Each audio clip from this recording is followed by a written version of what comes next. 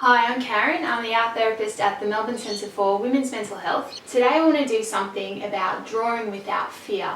So drawing without worrying about what it's going to look like. Drawing without having to think about what your expectations are of yourself. Drawing without thinking about being perfect. And there's a few different techniques that I use to do this in my own practice. If I'm feeling blocked or if I'm feeling like it's difficult to start.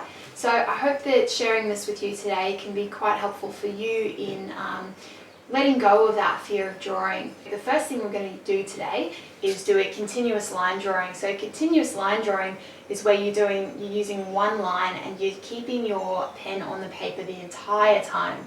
So it's quite amazing what you can do with one simple line, but this activity is really fun to kind of free you up a little bit in your body and get you thinking about what you're doing and how you're doing it rather than what you've made at the end. By the way, if you're using a bigger page, that's kind of better. So if you can find something big, even if it's like a newspaper page, a page of a newspaper, that's fine. So just draw normally on the page, kind of just do a scribble, kind of move your hand around the page and just draw normally, and let's do that together.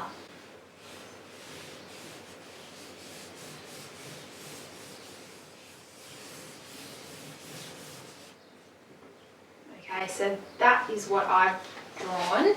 I'm not sure what you've drawn, but it might look something like that.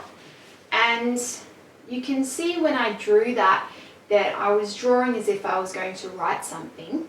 And my wrist was kind of on the page and I was kind of going like this. So I wasn't using a lot of my arm to do that. So I kind of want to do this next one in a more free way. And how I do that is actually hold my pen a little bit differently. So instead of holding it like this, where this is how you would write, I want you to change your grip and hold it like this. It's a really loose way to draw, and what that does when you do that is it helps you to use your whole arm instead of just your wrist. So we're actually moving into more of a bodily drawing. So this drawing is an expression of your body rather than your wrist. So let's turn that paper over. And this time when you draw, I want you to slow it down a little bit and explore all of the areas of the page. So explore the edges, explore the sides, and also focus on what's happening for you while you're drawing. So how you feel in your body. Think about your breath, so when you're breathing in and out, if that's changing your drawing in any way. And instead of just using your wrist, use your whole arm. So use your arm to draw, maybe move your body as well as you draw, and see how that feels different. Okay, let's do it.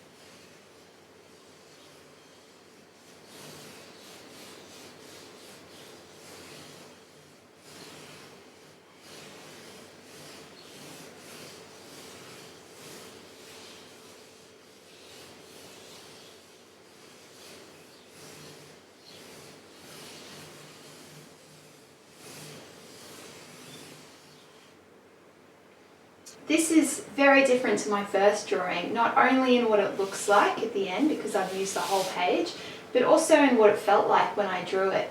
So using my whole body, using my arm, noticing my breath as I drew, really focusing on the here and now and focusing on what I was doing. But also you pick up things that you otherwise wouldn't. So I was kind of hearing the pen on the paper, hearing that noise it makes, feeling the resistance of the pen on the paper. So really being present when you're doing this is great. So now we're going to do another one of these, but we're going to use our left hand or your non-dominant hand. So I write with my right, so I'm going to use my left.